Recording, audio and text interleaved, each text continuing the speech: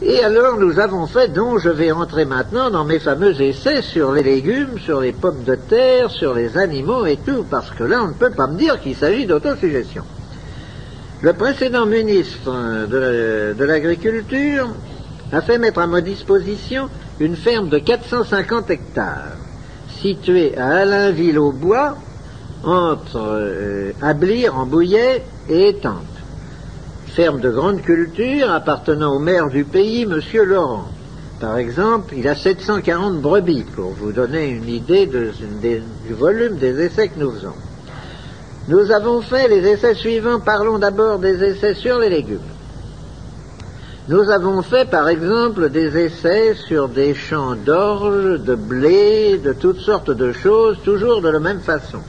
Dans un champ bien homogène, ayant par exemple 35 ou 40 hectares, on le divise en 3 bandes, il a été labouré, fumé, préparé de la même façon, et on ensemence ces 3 bandes avec les mêmes semences, dont l'une a subi un trempage d'une nuit dans de l'eau préalablement traitée par moi. C'est tout.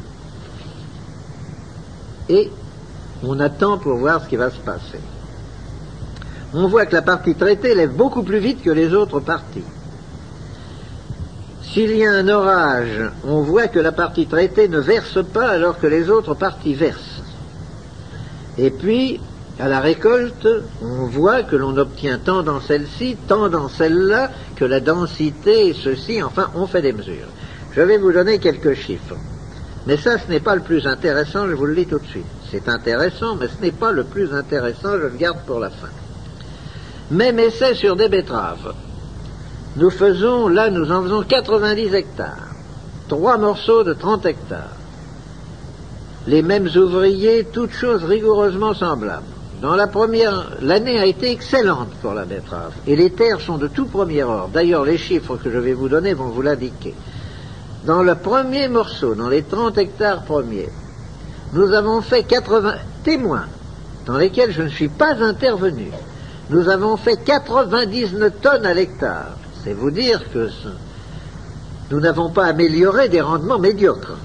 Quand il s'agit de jouer sur un chiffre pareil au départ, je vous avoue que quand on a eu fini la récolte de la première tranche, j'ai été plus qu'inquiet en disant c'est pas possible, nous ne ferons jamais mieux.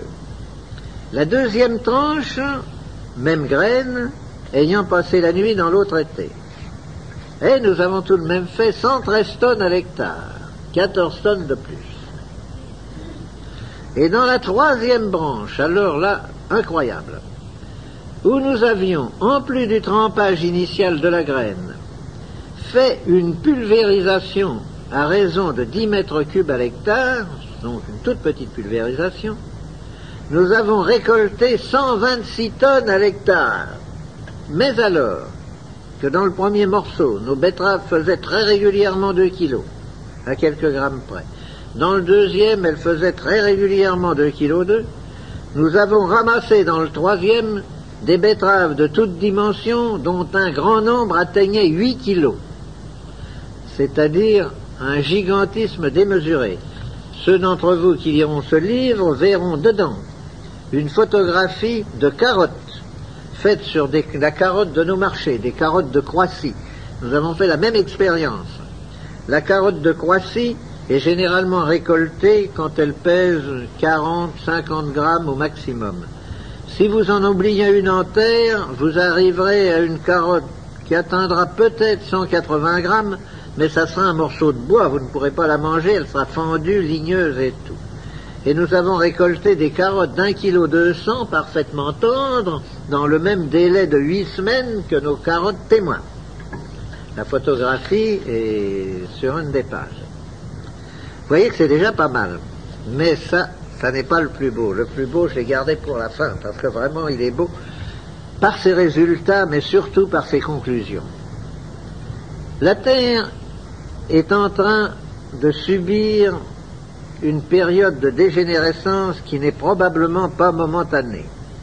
Elle a vieilli, elle reçoit en quantité réduite les ondes vitales, une zone isolante s'est constituée dans l'ionosphère, la source que nous ignorons, ce qui m'a d'ailleurs valu un très long débat avec le précédent pape, pour rechercher les origines de ce rayonnement vital. La source a l'air de baisser d'intensité, et nous en souffrons tous. Les carences dont je vous parlais au début de cette causerie, sur les légumes, sur toutes sortes de choses, montrent que nous souffrons tous, tout ce qui vit, hommes, animaux, plantes, souffrent actuellement des carences. Or, brusquement, nous avons fait des expériences qui ont intéressé au plus haut degré le Comité national de la santé publique en France, et notamment son vice-président, le docteur Teil. Vous savez que quand on plante des pommes de terre, si vous en gardez de votre récolte pour les planter, vous aurez une deuxième récolte plus mauvaise que la première. Et si l'on insiste, c'est une catastrophe. Or, voilà l'essai que nous avons fait. Nous l'avons fait à ma ferme et nous l'avons fait au Centre national de recherche de la pomme de terre à l'Institut de Saint-Germain-Chambourcy. Je vous cite différentes choses un peu en désordre parce que je ne sais pas trop comment les organiser. Vous savez d'abord que pour qu'une pomme de terre germe, il faut que le sujet qui a donné naissance à cette pomme de terre ait au moins 3 mois pleins en terre. À moins de 90 jours, une pomme de terre que vous remettez en terre ne germe pas, elle pourrit. Les pommes de terre traitées par nous, ou provenant de pommes de terre traitées par nous, germent à 55% à 75 jours. C'est déjà quelque chose d'énorme.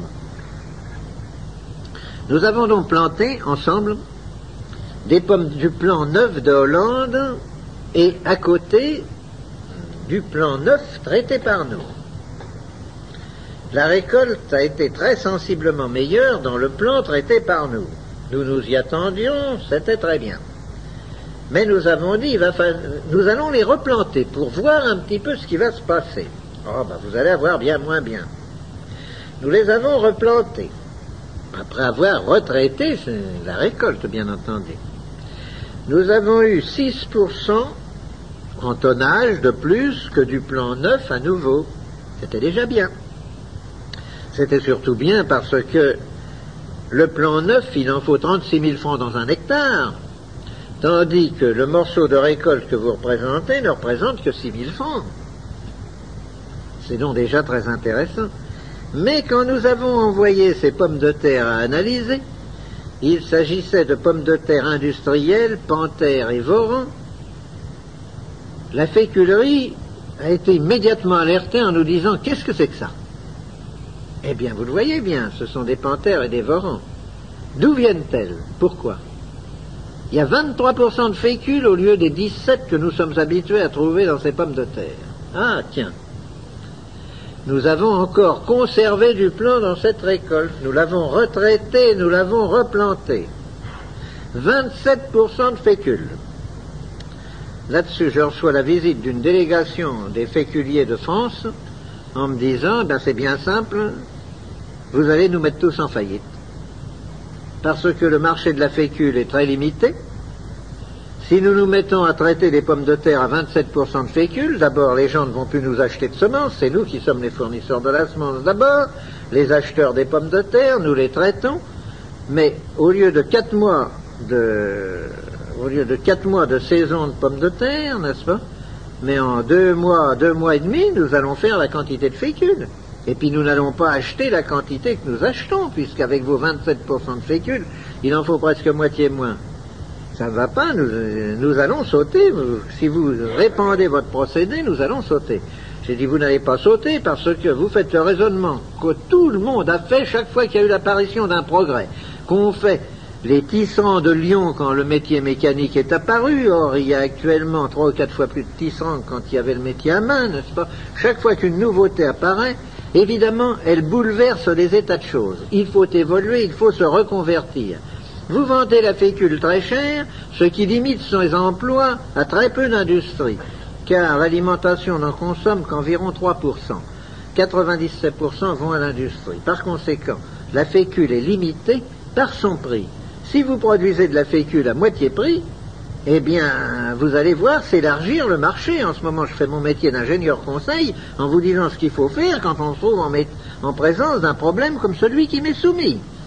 Les choses en sont là, et on est en train, bon gré mal gré, de travailler la question, parce qu'évidemment, pour eux, c'est une question de vie ou de mort. Mais l'intéressant, c'est que nous nous sommes rendus maîtres des carences, nous avons empêché la dégénérescence, les essais faits à Chambourcy-Saint-Germain, les terres autour de Paris sont toutes contaminées. On ne peut pas y faire de pommes de terre qui n'est pas le mildiou. Vous mettez de la semence neuve en provenance de Hollande, il y a du mildiou. Il n'y en a pas beaucoup, mais il y a du mildiou. Dans le même terrain, vous mettez des pommes de terre de deuxième ou de troisième récolte traitées par nous, il n'y a pas de mildiou. C'est la preuve que l'on peut se rendre maître des carences et que lorsqu'on se rend maître des carences, la maladie, même endémique, même chronique, même présente, ne peut rien. Et c'est ce qui intéresse tellement, évidemment, le comité central de la santé publique chez nous. C'est cette expérience qui, de toutes, à mon avis, est la plus intéressante.